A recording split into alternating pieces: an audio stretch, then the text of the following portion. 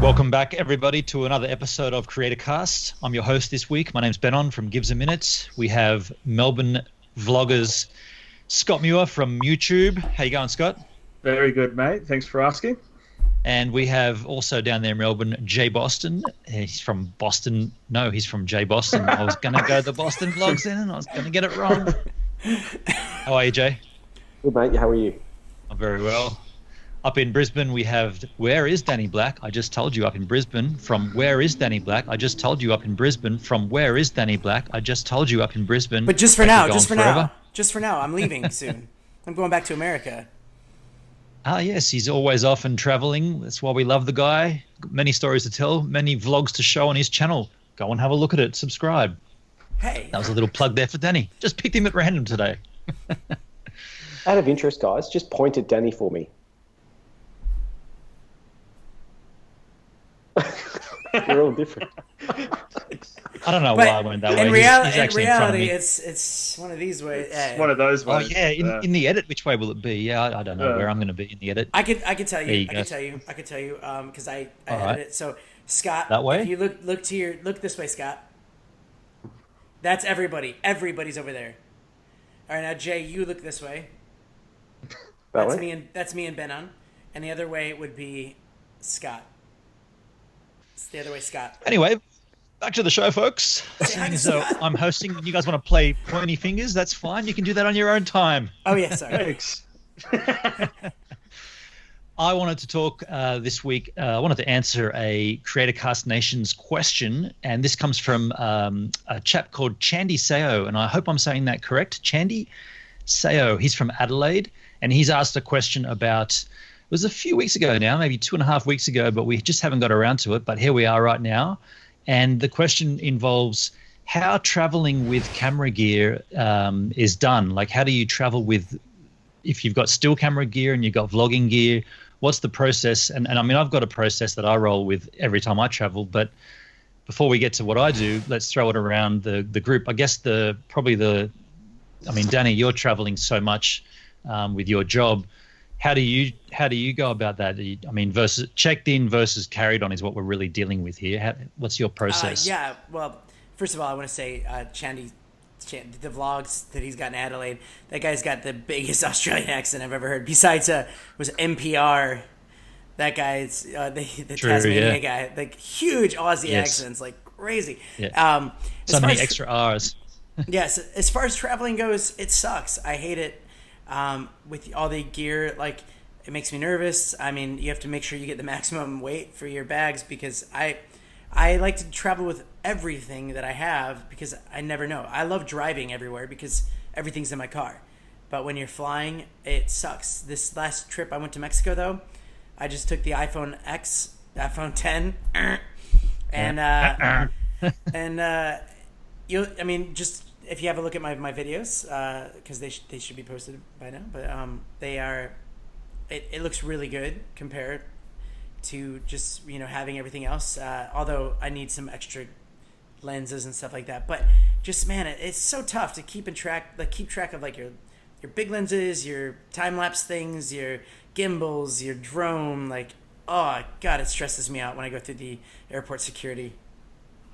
So I think that's the question Chandy was sort of trying to nail that with his question. How do you decide what you check and what you carry on?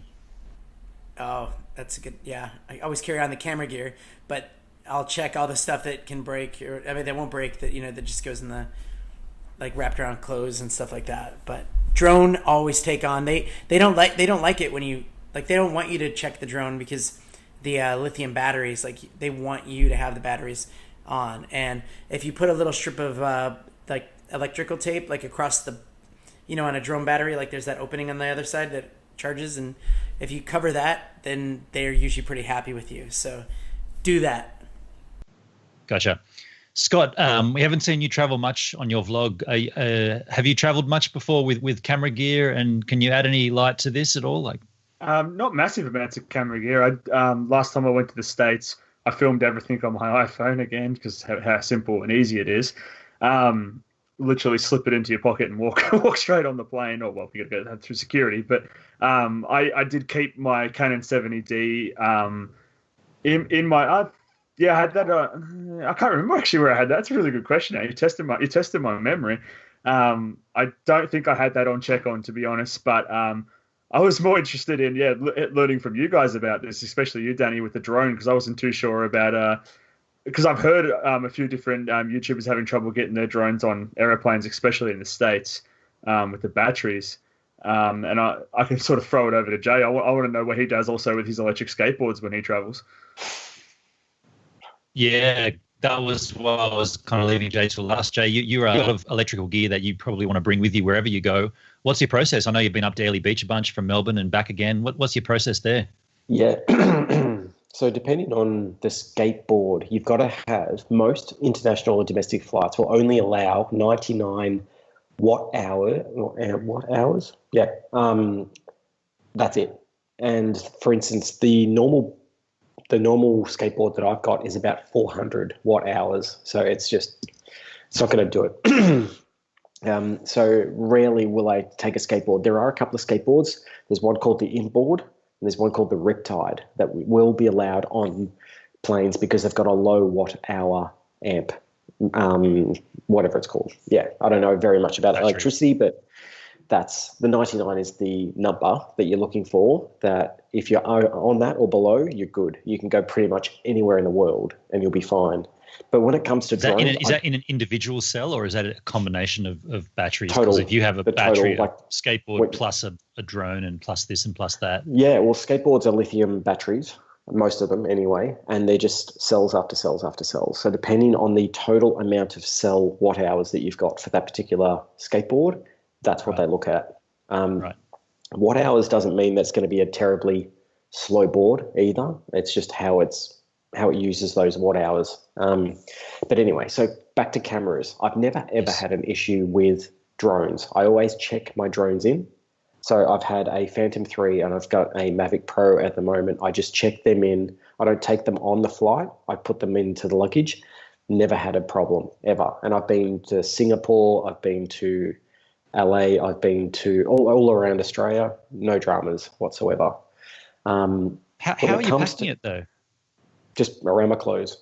Easy. Wow. Okay. Because I've got the Mavic Pro Fly More combo, it comes with its own bag and you put all the batteries in and it's nice and tight and people just don't even, I've never been questioned about it at all. But yeah, so with my camera, kind of like Benon that I've seen, you hold the camera. You just take that on, you're filming, you're ready to go whenever you see a good shot, bang, you're off and rolling.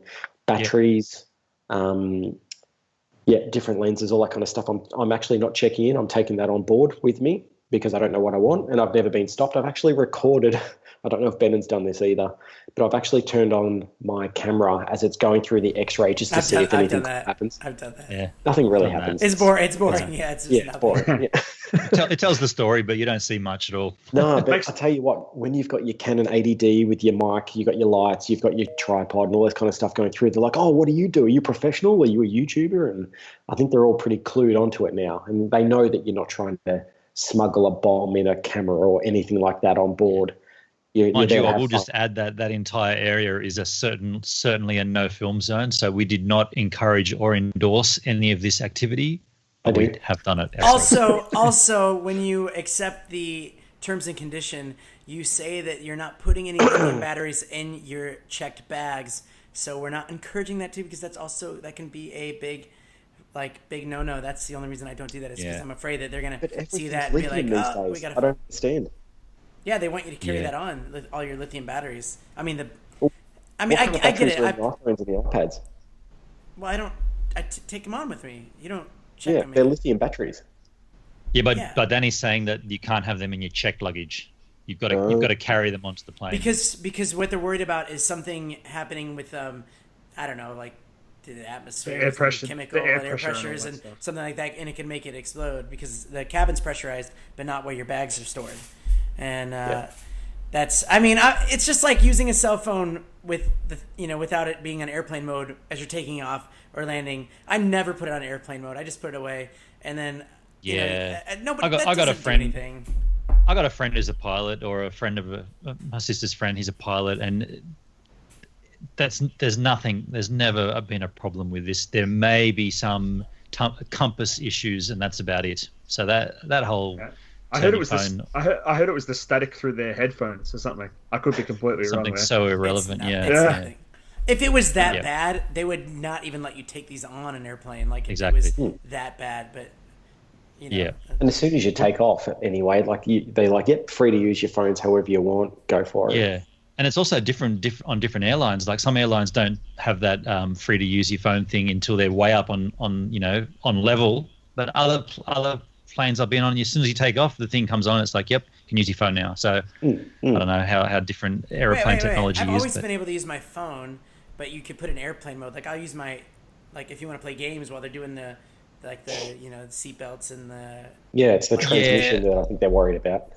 I meant laptops as well. Like you often hear put your laptop away while we're flying, but then it's like, well, the second you get up in the air, they say no, you can use your laptop. Like, well, but I think what was wrong with that? That has to do with the biggest risks of something happening is takeoff and landing, and if you have a laptop there, it's going to restrict how you get out and exit. That's why you have your table up and your seat back and stuff like that. So Gotcha. All right. Well, that's nice to hear from Danny, and Jay and Scott. Just to wrap it up there, Chandy, what I do, and it's probably no different to what anyone else does, but I've got my vlogging gear is separate to my still photography gear, and my still photography gear is big. Whoops, excuse me. I've got a big Pelican case, a hard case that I put all that in. Was that really loud when I bumped? Because I actually bumped my microphone. It might have been stupidly loud. It was just something that you would do. That's all. Yeah. It's right here. Get out of the way. What are you doing here anyway? Anyway, I got this massive hard Pelican case. It's called a Pelican case. It's completely water sealed. You can drop it from the top of a building. You should watch the promo ads that Pelican have for their products. They drop them off the top of a windmill, and there's a guy that puts like one underneath like an anchor and like drops it to the bottom of the ocean with a laptop in it. They bring it out a week later. It's still working. All this cool stuff. So all of my still camera gear goes into the Pelican case. That gets checked on as checked luggage. Then I've got a separate rolly case which has 2 t-shirts, 2 pairs of underwears, and 2 pairs of socks, and a jumper if I'm going somewhere cold. Yeah, for 2 years, yeah. And that's my second. So I've got 2 rollers. I've got my Pelican case and that case, and that's my roll-on, and that goes into the plane. But then I've also got my backpack with all my vlogging gear in it. That comes with me the whole time. I bring my laptop, bring my phone, I bring all the chargers I need, and whatever I need to do to make a video is on my back. The rest of the stuff that's in the plane is my still gear, which is if I'm going for a job, then that gear comes out and I open the case up at the job, and I've got my setup pretty much the same as I got here with all my lenses and stuff. But that's a little bit of a different scenario because I'm vlogging and I'm also still photographing. So you've got to I choose to have a separate gear for everything. I guess I could use the GH5 to shoot all my stills as well, but I'm a sucker for Canon when it comes to still photos. Still there in full frame and. Anyway, that's another topic. But Chandy, here's a hot tip for you. My Canon 80D has never, ever had the shutter take a photo, ever. It's just video. Really? Yeah, that's the same with me in the GH5. Aside from time lapses, I've never even put it in photo mode. No. Why would I? When I've got a 1DX and I've got all the Canon L lenses and beautiful Elinchrom lighting, I don't need a GH5. I only need the GH5 for vlogging. And like I said on my vlog, the moment a camera comes out that's better than that shoots 4K 60 and that's got great contrast autofocus or even whatever the next autofocus. 4K, 60 frames a second. I will get rid of the GH5 like that. It's gone. I've got no affinity to Panasonic at all. In fact, I don't like it. So there. But Chandy, I hope that's answered your question. Now, I just wanted to jump onto another quick little topic on the side here about. Well, this goes back at least maybe 7 or 8 episodes ago on CreatorCast. We talked about vlogging in public, and we set a little challenge to all of us to vlog in public. Well, that kind of gave birth to somewhat of an idea. And Danny and we were on the shipboat with no internet, and we were talking about vlogging and vlogging in public and how it all goes and this and that. And we kind of made a decision to create another channel. And so right now on CreatorCast, I want to happily announce that a channel has been born. It's called Vlogging in Public. We'll put a link to it in the description of this CreatorCast episode, and it has nothing to do with that bunny that Jay just held up in the bottom of his frame for some reason. But what it is, and this is a quick synopsis of the channel. It's a place where if you vlog in public, you can make a little vlog in public, just a 2-minute vlog of you talking about your channel and about where you live, what you do on your channel, and you got to do it in public. And then we will put that up on our channel, and then you can promote yourself there with a link in the description and a little card at the top to your own channel. It's just a way that we can promote vlogging in public. I've got a video on there, and Danny's got a video on there, and we've also got a channel trailer that's me and Danny talking about vlogging in public. So, yeah, I just wanted to throw that in there. We'll see how that rolls. It's a new channel. We're all about creating that cluster of channels, the power cluster, as Mr. Daryl Leaves calls it. And there's another one for you. So go and check it out. And, yeah. Yeah, by the way, we love you guys for subscribing to our channel. Just want to say that. So. And if you do subscribe, we'll Say love it, you as well. We will love you. I did say that without even really thinking about that previous discussion. I loved it. Did you, by the way, on Hey We're Talking, did you watch that shout out that they were talking all about very YouTube nice. and on it's very really nice. Funny. Yeah, Cool, I was sitting there having a bit of a giggle, and I'm not sure of the other guy, but I know Bob. I remember hearing his name, but I'm not sure of the other gentleman on the channel. But Scott. Well, Bob and Scott, thanks very much for that. It was kind of cool, and I'd love to be a guest on your show at some point as well, as I'm sure we can have all of the CreatorCast guys come on that show. It's a good concept. I mean, I love the fact that guys are they're just chatting about whatever. The hard part is that I watched their channel got to like 110 subs, and it's struggling to get more people, and I'm trying to figure out why, because I love what they have. But I don't know. We'll have to do some research and kind of help them out. And I mean, let's get them on. Let's get them on as guests. Let's all have a massive panel where we all just join forces. Fantastic. Let's do it. That's a big party. Isn't it a shame when you see a good channel that disappears like for no real reason? Like when I've got some channels that there's a guy called Daniel Bergy. He was a vlogger in Dusseldorf in Germany. You got to say say that again, Jay? Isn't it German? It's like Brechi. I'm not sure. I thought it was Björgi. But anyway, Jay, you probably know him because he was doing a lot of Evolve electric skateboards for quite some time. And he was doing daily vlogs. And I kind of had a chat with him here and there. And, we had a bit of a Skype chat. And then all of a sudden, all of his videos, he took them down. And he left up like 3 or 4 videos. And now he doesn't even do anything. And he was over 1,000 subs too.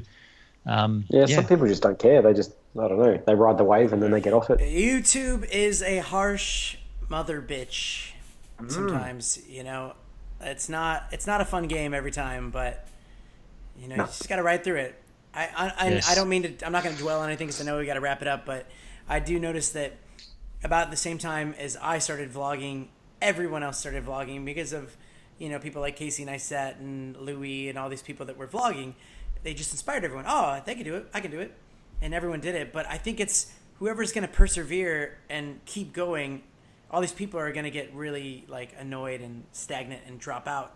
And whoever can come out on top of it is going to be the next wave of YouTubers. So don't give up. Speaking of wave, can I just throw a little plug in there? My own channel. I'm doing a wave a day for December. I'm surfing every day in December right here, literally out of my door. There's a beach, and I am surfing every day. So if you like surfing, I can't surf by the way, but I'm trying. And you know what? I can actually. It's literally right there. That's happening on my channel right now through the month of December. Come on over and watch some 42-year-old man try to surf. I want to do something really, really quickly. Benon, ask Scotty. Sure. Scotty, just tilt your camera, and Ben is going to ask you to tell a story about something behind you, and we'll just quickly do this for each other.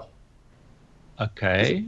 This is not rehearsed, by the way, folks. Can you tilt your camera just so we can see something else? Oh, Back to the Future. I can't do that because I'm on a desktop right now. But that was a nice little experiment there. Thank you. So on that note, tilting cameras and going back to the future, we will see you guys on the next episode of CreatorCast. In the meantime, cast out wide, enjoy yourselves. See you later.